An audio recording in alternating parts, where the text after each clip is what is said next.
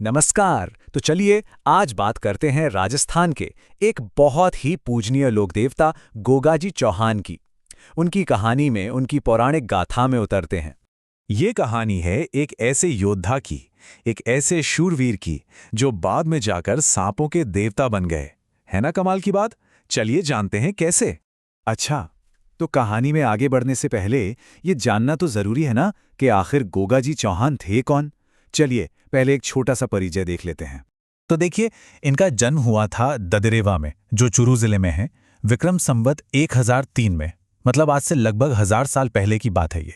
इनके पिता का नाम था जेवर सिंह, माता थी बाछल देवी, और इनके गुरु थे बहुत ही प्रसिद्ध गोरखनाथ जी।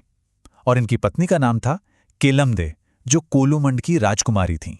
तो ये तो हो गई बेसिक जानकारी, पर जैसा हम जानते हैं किसी भी हीरो को सिर्फ ये तथ्य महान नहीं बनाते, बल्कि उनकी कहानियां बनाती हैं। और गोगाजी की जो कथाएं हैं ना, वो तो सच में असाधारण हैं। तो देखिए, इनकी शक्ति को सबसे ज्यादा दिखाने वाली एक कहानी है। हुआ ये कि इनके विवाह से ठीक पहले इनकी जो पत्नी थी केलमदे, उनको एक सांप ने डस लिया। अब आप सोचिए गोगाजी को कितना गुस्सा आया होगा। इतने गुस्से और दुख में उन्होंने एक अनुष्ठान शुरू कर दिया कि वो सारे सांपों को ही खत्म कर देंगे। और उनकी शक्ति इतनी ज्यादा थी कि खुद नागराज को उनके सामने आना पड़ा। उन्होंने पहले तो केलमदे को वापस जीवित किया और फिर गोगाजी को एक वरदान दिया कि आज से सभी सांपों पर तुम्हारा अधिकार होगा। मतलब वो बन गए उनके रक्षक, उनके देवता। लेकिन गोगाजी की सबसे बड़ी लड़ाई किसी अलौकिक शक्ति से नहीं थी, बल्कि अपने ही खून से थी, अपने ही परिवार से। उनके दो चचेरे भाई थे, अर्जन और सुरजन।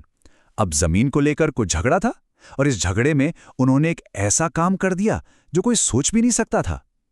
उन्होंने उस पूरे इलाके की गायों को, जो कितनी पवित्र मानी जाती हैं, उन्हें एक हमलावर महमूद गजनवी को सौंप दिया। अब ये तो बहुत बड़ा अधर्म था, तो गोगाजी ने अपना फर्ज निभाया।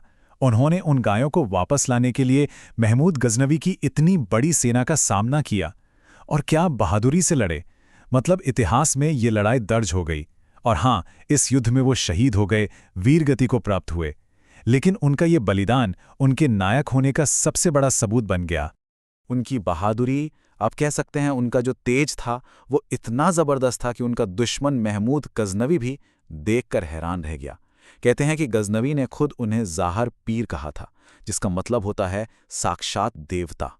मतलब दुश्मन भी मान गया कि ये कोई आम इंसान नहीं, ये तो साक्षात देवता हैं।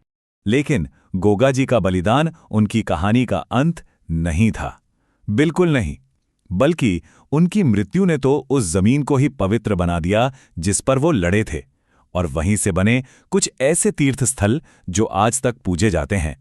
कहानी यह है कि जब उनका सिर कट गया, तब भी उनका धड़ लड़ता रहा, दुश्मनों से लड़ता रहा। तो जिस जगह पर उनका सिर गिरा, ददरेवा में, उसे आज शीशमेड़ी कहते हैं। और उनका बिना सिर का धड़, वो लड़ते लड़ते गोगामेड़ी तक पहुंच गया, जहां वो आखिर में गिरा। और उस पवित्र जगह को अब कहते हैं धुरमेड़ी। और देखिए, उनकी जो विरासत है ना, वो किसी एक धर्म की सीमाओं में बंधी नहीं है। मुस्लिम समुदाय में उन्हें गोगा पीर कहकर पूजा जाता है। हिंदुओं के लिए वो नागराज हैं, सांपों के राजा। और बहुत से लोग उन्हें प्यार से गोगा बापा भी कहते हैं। मतलब यह सांस्कृतिक एकता की एक सच्ची मिसाल है। और ये आध्यात्मिक विरासत उनके बेटे केसरिया कुंवर जी के जरिए भी आगे बढ़ी है। उनका जो पूजा स्थल है, जिसे थान कहते हैं, उसकी पहचान है उस पर लहराती सफेद ध्वजा। ये शांति और भक्ति का प्रतीक है। तो सवाल ये उठता है कि ये जो इतनी श्रद्धा है, ये लोगों की रोज की पूजा पाठ में कैसे दिखती है। गोगाजी से जुड़ी जो परंपराएं हैं, वो भी उनकी कहानी जितनी ही खास हैं। गोगाजी के जो पूजा स्थल है ना, उन्हें थान कहते हैं। और ये ज्यादातर आपको मिलेंगे पवित्र खेजड़ी के पेड़ के नीचे। और वहां कोई बड़ी मूर्ति नहीं होती, बल्कि एक पत्थर होता है जिसपे सांप की एक आकृति बनी होती है। बस वही उनका प्रतीक है। राजस्थान में तो एक कहावत बहुत मशहूर है जो बताती है कि वो कितने पूजनीय हैं। गांव गांव खेजड़ी, गांव गांव गोगो। मतलब जहां जहां आपको खेजड़ी का पेड़ दिखेगा, वहां वहां आपको गोगो यानी गोगा जी का थान भी मिलेगा। वो उस धरती के, उस लैंडस्केप का एक हिस्सा बन चुके हैं। और भी कई परंपराएं हैं, बहुत गहरी हैं। देखिए, उनका जो सबसे पुराना और साधारण सा पूजा स्थल है, जिसे ओल्डी कहते हैं, वो सांचौर में है। हर साल भाद्रपद कृष्ण नवमी को, जिसे गोगा नवमी कहते हैं, एक बहुत बड़ा मेला लगता है। और एक खास बात और, उनके कई पुजारी मुस्लिम होते हैं जिन्हें चाइल कहा जाता है। और तो और उनकी जो वफादार नीली घोड़ी थी उसे भी लोग आज तक जवाड़िया नाम से याद करते हैं। ये सब हमें एक बहुत ज़रूरी सवाल पर ले आता है कि इस योद्धा संत की विरासत आज की मॉडर्न दुनिया में कैसे जिंदा है, और इसका जवाब लोगों की परंपराओं में ही छिपा है। सबसे मजबूत परंपराओं में से एक तो खेतों में दिखती है। किसान जब बुआई शुरू करते ना, तो उससे पहले वो गोगा राखड़ी बांधते हैं।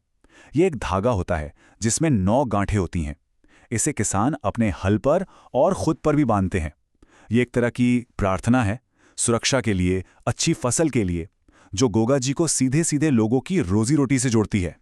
अच्छा, हम जो भी ये कहानियां जानते हैं, इसका बहुत बड़ा श्रेय एक बहुत ज़रूरी ऐतिहासिक किताब को जाता है जिसका नाम है गोगाजी रा रसावला।